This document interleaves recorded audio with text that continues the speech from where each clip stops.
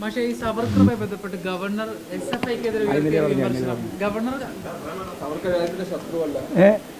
സവർക്കർ ദേശീയ പ്രസ്ഥാനവുമായിട്ട് ബന്ധപ്പെട്ട് ബ്രിട്ടീഷ് സാമ്രാജ്യത്തിന് അനുകൂലമായി നിലപാട് സ്വീകരിച്ച ഇന്ത്യയിലെ ഏറ്റവും പ്രമുഖനായ ഒരാളാണ്. അത്രേ ഞാൻ പറഞ്ഞു. ഇ എം എസും എല്ലാവരും തന്നെയാണ്. പുത്രനൊക്കെ മഹാനം തന്നെ. അല്ലല്ല, ഒരാളും പറഞ്ഞിട്ടില്ല. അഥവാ ആരെങ്കിലും പറഞ്ഞിട്ടുണ്ടെങ്കിൽ ആ പറഞ്ഞതിനോട് എനിക്ക് യോജിപ്പില്ല. അതാ ഇല്ല പറഞ്ഞ മനസ്സിലായില്ലേ? ഉടനെ ഇ എം എസിനൊക്കെ ഞാൻ പറഞ്ഞത് എന്താ പറഞ്ഞാൽ പൊതുവായ സംഭവമാണ്. ദേശീയ സ്വാതന്ത്ര്യ പ്രസ്ഥാനവുമായിട്ട് സവർക്കർക്ക് യാതൊരു ബന്ധമില്ല. ഉണ്ടായിരുന്ന കാലം ഉണ്ടായിരുന്നു. അതാണ് ഇ എം എസ് വിശകലനം ചെയ്തിട്ടുണ്ടാവുക. അതെപ്പോഴാണ്?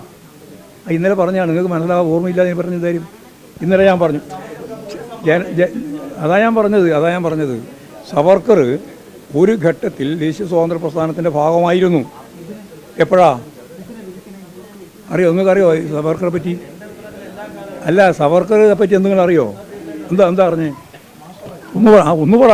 നിങ്ങൾ ജനല്ലേ? ടി വി ആണല്ലോ. എന്താ സവർക്കറെ പറ്റി നിങ്ങൾ മനസ്സിലായത്?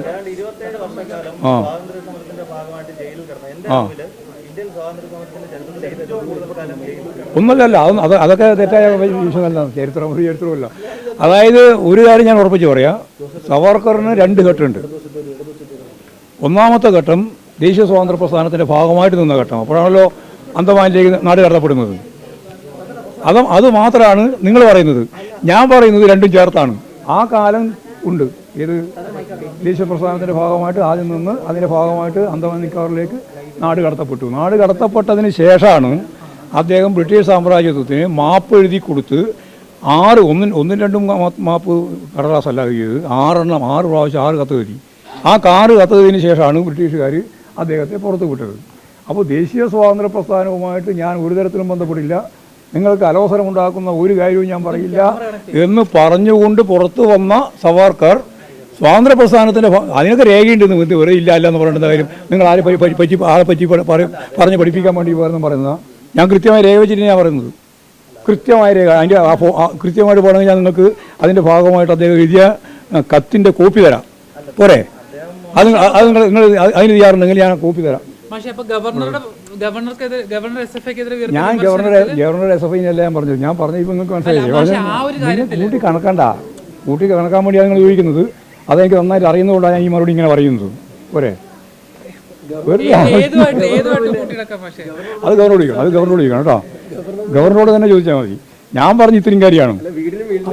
അതായത് കൃത്യമായിട്ട് സവർക്കറെ പറ്റിയുള്ള ധാരണ, അദ്ദേഹം ബ്രിട്ടീഷ് സാമ്രാജ്യത്തിന് അനുകൂലമായ നിലപാട് സ്വീകരിച്ച് അന്തമാൻ നിക്കോബാർ ദ്വീപിൽ നിന്ന് രക്ഷപ്പെട്ടു പോയ ഒരാളാണ് ബ്രിട്ടീഷ് സാമ്രാജ്യത്തിൻ്റെ സൗജന്യത്തിൽ.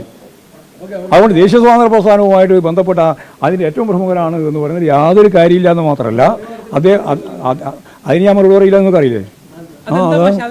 പറയേണ്ട കാര്യമില്ല. എനിക്കെന്തിനാ മറുപടി പറയേണ്ട കാര്യം? എന്നിട്ട് നിങ്ങൾക്ക് നാളത്തെ പത്രത്തിൽ വാർത്ത എടുത്താനല്ലേ? അതിന് എന്നെ കിട്ടൂല കേട്ടോ.